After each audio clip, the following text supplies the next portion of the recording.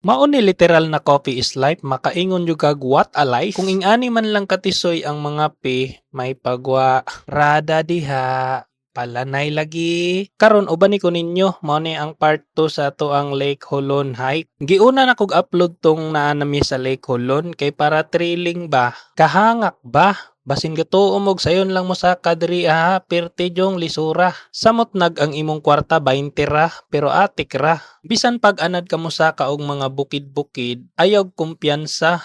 Kay wa ta kabalo kung unsay naa diri Sa mga wala pa kaanhi diri mag-hike day mo diri mga 3 hours to 5 hours depende sa inyong pacing ug depende pod sa inyong kakusgan. Kaning Lake Hulon na ani duha ka trail. Ang ginatawag nilag Sala Cafe Trail o Kuli Trail. Naay nagaingon nga mas sayon daw sa Sala Cafe, mas lisod daw sa Kuli Trail pero sa tinuod lang walay sayon sa duha. Lisod na siya gihapon kay hangakon ka, panington ka. Pero dili ka mabalaka kay pwede man magpaporter ka, pwede pud ka mo sakay og kabayo ug ay pud ka balaka kay ang duha ka trail naa na siya designated nga stations. Station 1, Station 2, Station 3, Station 4, hantod na Station 5. Ug para di pud kakapuyon magsaka, una-unaan lang imong utang parehas sa kuha, 20 ra akong kwarta. Diri sa tindahan, mangutang ta. Maayo pud ning mga lokal diri abano kay nakahuna-huna og negosyo. Ayaw lang mo pangutana og tagpila ang presyo. Kay kaning 20 nako ang mapalit ra tissue. Ug maayo na lang gani kay naa sila'y maruya nga saging. Pag pangutana nako sa tindera tagpila ning maruya nimo te? Tag 25 sir. Sa katapusan na lang akong kulang nga 5 te ha. Ug ang gikatingalahan nako kay nikaliter man og lupad ang tindera.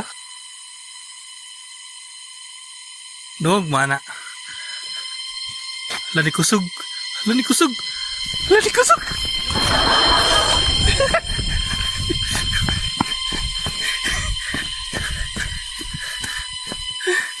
Sato siya nga, kon guys, unsa na siya nga insekto. Aha. Atay man, oy layo oy. Ingon sa local guide. 10 minutes na lang daw. Atay, 45 minutes naman ko sigig binaktas. Magapon ko naabot. Ug moingon gani ang local guide ninyo nga 20 minutes na lang maabot na ta sa campsite. Ang pasabot jud ana duha pa na ka oras. Pero atik ra, tan-awa ra, perte na nakong duula. Ang campsite nga ginaingon nila duha ka oras pa. Pero guys, mao na bitaw ni ang campsite nila tan-awa duol na lang kaayo. Ingani ang itsura sa ilang campsite. Mao ni ang Lake Hulon. Dako kay ni siya guys. Pila ni ka hundreds of hectares. Ay, salamat naabot na gyud ko. Kami di ay ang nanag-iya aning Lake Hulon guys. Kay gipamana ni sa among Luludokyo. Pati ng Kawasan Falls amo apod na. Daghan kaayog benepisyo nga ihatag sa atong kalawasan ang pagsaka og bukid guys. Kay ngano man, hiking is good for cardiovascular health, people with type 2 diabetes, lower risk of colon and breast cancer, and possibly lung and endometrial cancer, normalize high blood pressure, cleanse your lungs, and also lowers the risk of early death. Mao ni nakanindot sa ato ang video nga gina-upload kay malingaw pa mo, makatuon pa mo. Samot nagmo comment, mo share ug mo like mo, mahilangit jud mo. Pero tan-awa ra ato ning paspasan og setup atong tent para makapahulay ta. Siguraduha lang ninyo nga magdala mog tent nga waterproof kanang di masudlan og tubig kay ang panahon diri di matagna. Parehas karon perting inita pero unya ani perti ng ulana. Pero tan-awa lang ninyong aktor diha